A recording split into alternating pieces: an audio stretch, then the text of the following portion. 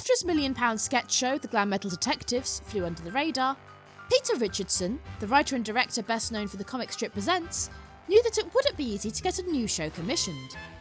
So, when he and his friends John Sessions and Phil Cornwell came up with an idea for a new show, they filmed the pilot themselves on high-8 cameras, showing the potential of a premise that could fall flat on paper.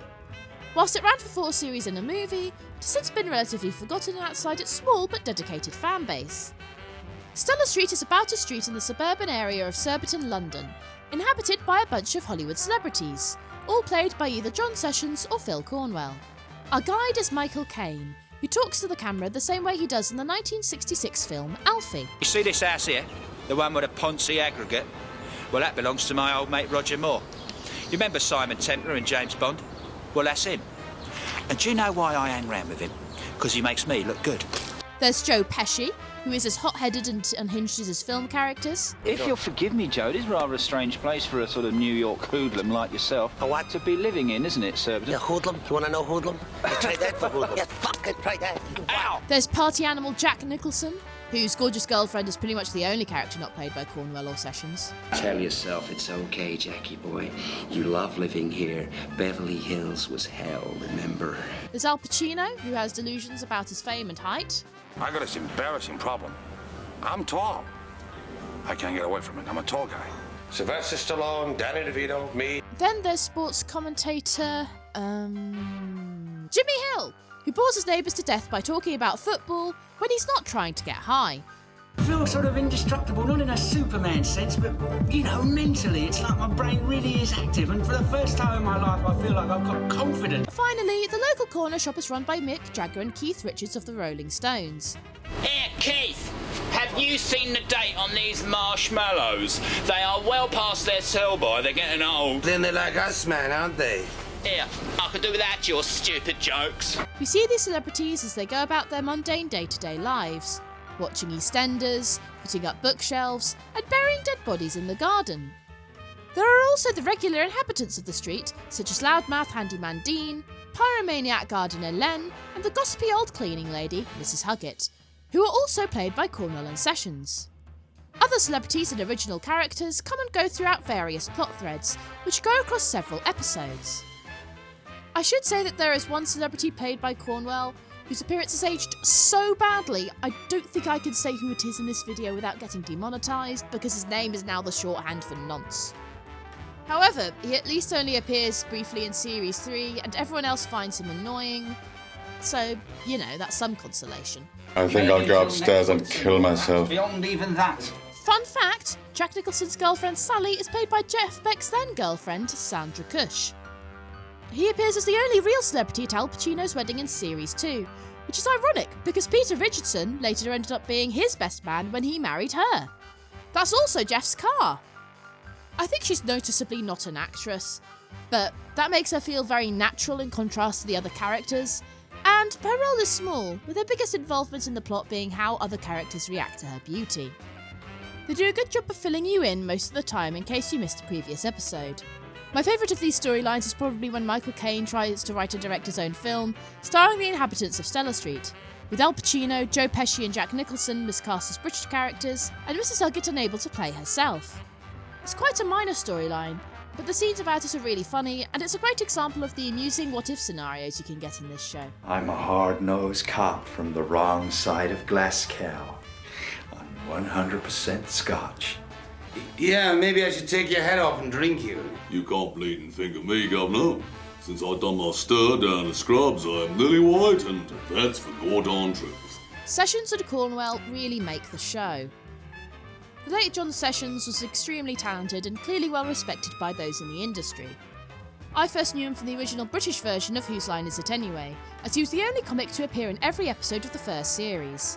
He's also the only guest performer I've ever seen in The New Statesman to get a round of applause at the end of his scene. He was just that good. Where is this party? You're not invited. It's for my friends. Love you. I've seen a lot of Michael Caine impressions, and Cornwell's is undoubtedly my favourite. Even though the wig and glasses do a lot of heavy lifting, He does a full range of emotions with Kane's voice, whilst capturing his physicality really well. Do yourself a favour and get out of my bloody sight. I am upset. I am a fan of quite a few Michael Caine films, but The Italian Job is just permanently burned into my audiovisual muscle memory, and he is so much like that performance. He just totally physically embodies him. And Cornwell's Jagger is brilliant too, even when he isn't saying anything at all. The show really does work on its own. I knew of most of the celebrities in this show already, but I'm not overly familiar with their actual work. The only film I've seen Joe Pesci in, aside from Home Alone, is Home Alone 2. And until very recently, I'd never seen Al Pacino in anything. At all. I do love films, but I will be the first to admit that I haven't seen most of the films that most people talk about. And then there's all of the more niche British celebrities that I hadn't heard of, like Jimmy Hill. And yet, I still like this show. The characters are obviously caricatures of these real people, but they're a jumping off point, and you just become familiar with these domestic fanfiction versions of them over the course of the series. I've also found this with Richardson's previous work with a comic strip. His work is so much fun that, whilst you obviously miss out on some jokes, it's still very funny and watchable. The whole thing is filmed on semi-professional camcorders for budgetary reasons, adding to the sense that these celebrities are just like us and that we're peering into their private lives. It's a far cry from the cinematic look of Richardson's previous work with the comic strip or the glam metal detectives. But that's as it should be. There's a wonderful rawness to it. Richardson even did most of the camera work himself, although he isn't credited as such depending on the series.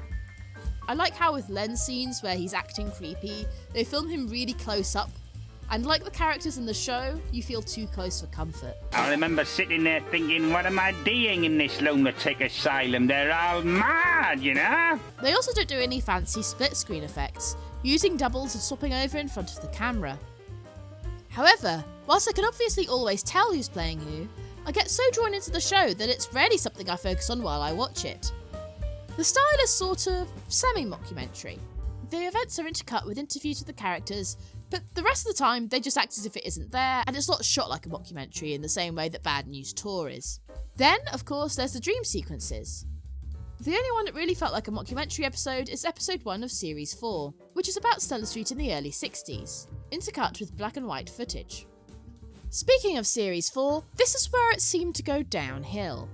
The storylines didn't span as many episodes, and the last 2 are really just about Mrs. Huggett.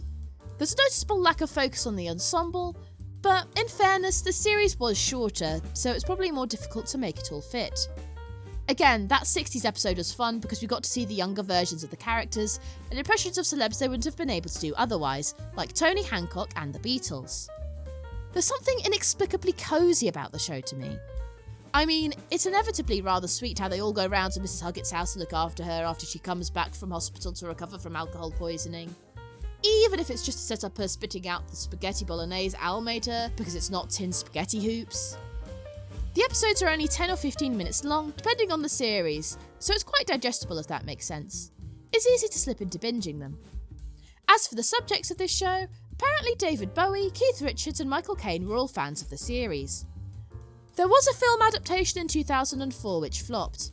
It's quite difficult to find clips of it online, so either those involved want you to forget it, those who saw it don't want to introduce you to it, or both. I mean, Peter Richardson himself told me not to watch it. However, if you guys really want me to review it, let me know in the comments below. Anyway, I recommend Stella Street to fans of those involved. I really enjoyed the series.